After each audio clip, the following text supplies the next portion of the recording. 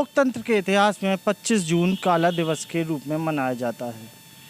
इसी दिन तत्कालीन प्रधानमंत्री इंदिरा गांधी ने इमरजेंसी लागू की थी। नमस्कार, मैं हूं वैभव सिंह और आप देख रहे हैं बुंदेलखंड कनेक्शन। आज हमारे साथ इमरजेंसी पर चर्चा करने के लिए लोकतंत्र सेनानी एवं वरिष्ठ पत्रकार राम सेवक अरजरिया जी हैं। स्वागत है आपका बुंदेलखंड कनेक्शन में। सर, वो क्या परिस्थिति रही जिनके तहत इंदिरा गांधी को इमरजेंसी लगाने का फैसला लेना पड़ा? देश के अंदर 1971 में लोकसभा का चुनाव हुआ था। उस लोकसभा के चुनाव में इंदिरा गांधी और राजनारायण दो प्रत्याशी थे, जिसमें इंदिरा गांधी चुनाव जीत गई थी। इस पर राजनारायण ने इलाहाबाद हाई कोर्ट में याचिका दायर की थी कि इंदिरा गांधी ने अपने चुनाव में सरकारी मशीनरी का दुरुपयोग किया है और सरकारी धन का दुरुपयोग किया है।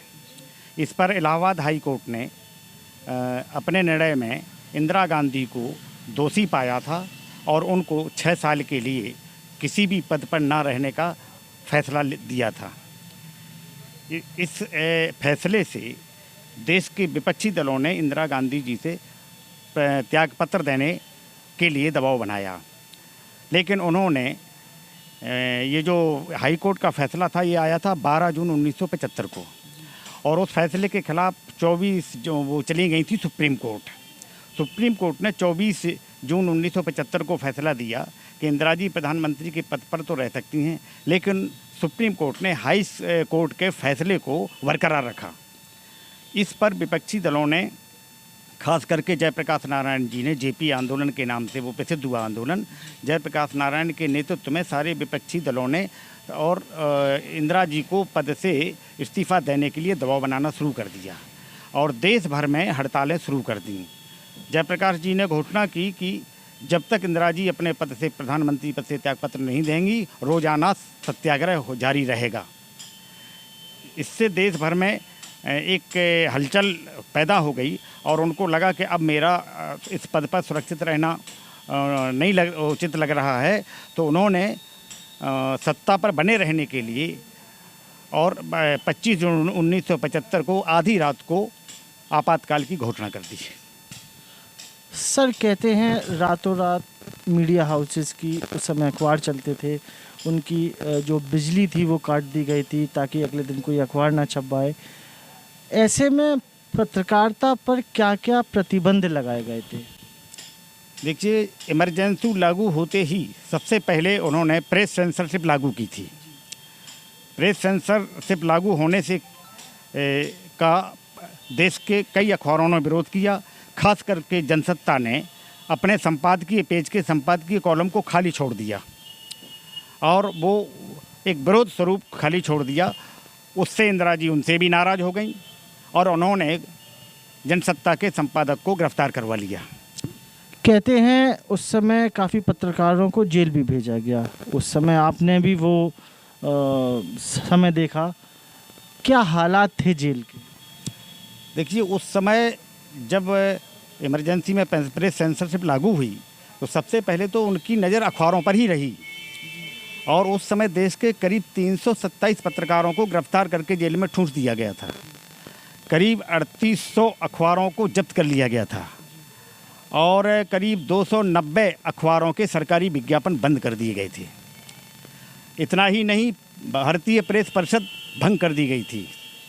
इसके अलावा पीटीआई, यूएनआई, हिंदुस्तान समाचार एजेंसी, समाचार भारती, ये सारी एजेंसियों को भंग करके एक एजेंसी बना दी गई थी और सेंसरशिप करने के लिए एक सेंसर कमेटी बना दी गई थी।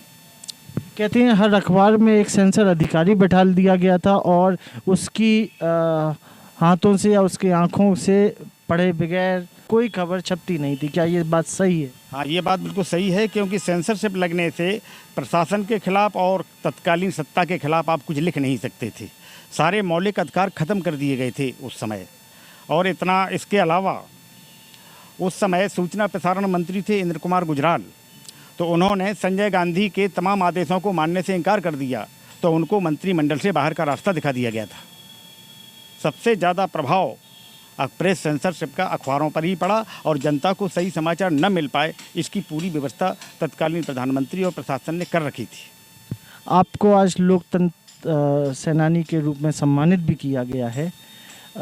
क्या कहना चाहेंगे आप इस आज के दौर में? देखिए, देश की परिस्थिति उस समय देश को बचाने की थी, लोकतंत्र को बचाने की थी, क्योंकि ये लग रहा था कि बिल्कुल काली रात है, कोई कुछ बोल नहीं सकता, कोई कुछ कह नहीं सकता।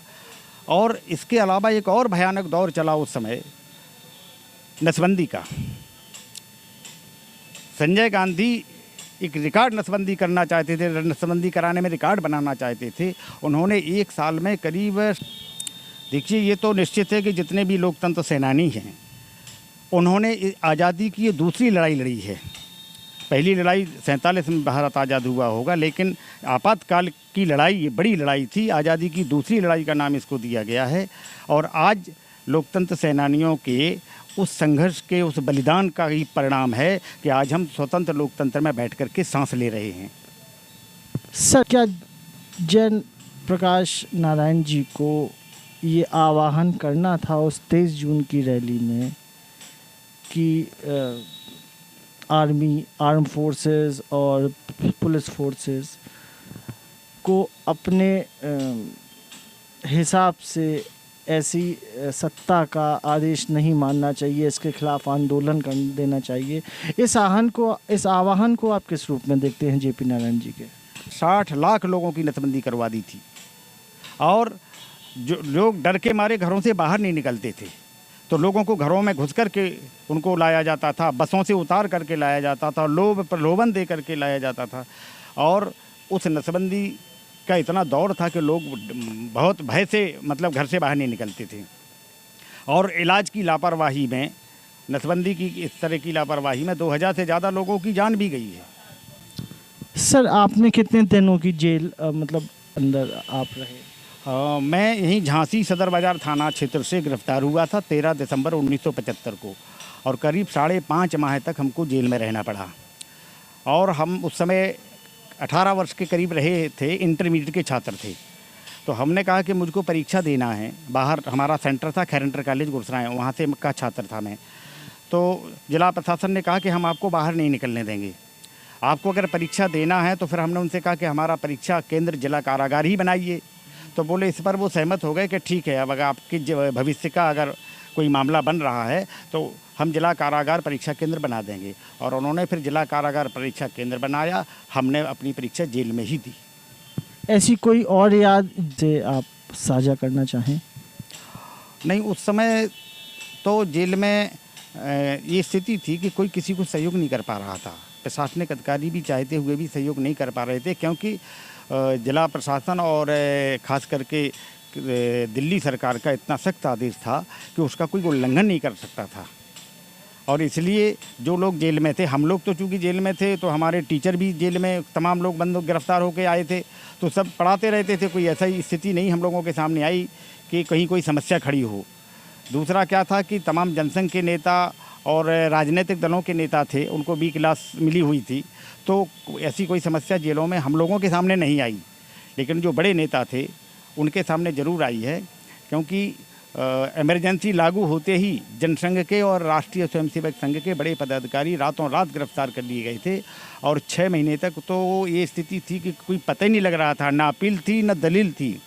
हम लोगों ने जब ये किया कि ये इमरजेंसी हटाने को तैयार नहीं है, तो हम लोगों ने सत्याग्रह किया। सत्याग्रह करके हम लोग जेल गए, या तो उनको छोड़ो अन्यथा हम जेलों में भर देंगे। और लाखों लोग जेल गए पूरे देश से। इसके कारण इंदिरा गांधी को 21 माह बाद 21 मार्च 1977 को आपातकाल हटाना पड़ा और चुनाव कराने की घोषणा करनी पड़ी। अगर आपसे कहें हम शब्दों में 2 सेंटेंस में आप इमरजेंसी को कैसे देखते हैं, तो आप क्या बोलेंगे? देखिए, इमरजेंसी का काल बहुत भयावह काल था। ऐसे लगता जैसे काली रात हो। एक दूसरे का इतना डर था, अविश्वास पैदा हो गया था एक दूसरे के। लगता था कि हम कोई बात कहेंगे तो सरकार पहुंच जाएगी, हम गिरफ्तार कर लेंगे। लोग भय के कारण कुछ बोल नहीं पा रहे थे। सच्चाई को दबाने का काम किया गया है, लोकतंत्र को कुचलने का काम किया गया, लोगों के मौलिक अधिकारों को कुचलने का काम किया गया है। ऐसा कोई तानाशाह भारतीय इतिहास में इसके पहले नहीं हुआ। बहुत बहुत धन्यवाद अरजरिया जी। तो ये थे लोकतंत्र सेनानी एवं वरिष्ठ पत्रकार रामसेवक अरजरिया जी, जिन्होंने हमसे साझा की अपने उस भयावह समय की कहानी जिसे हम इमरजेंसी के नाम से जानते हैं। नमस्कार, मैं वैभव सिंह और आप देख रहे थे बुंदेलखंड कनेक्शन।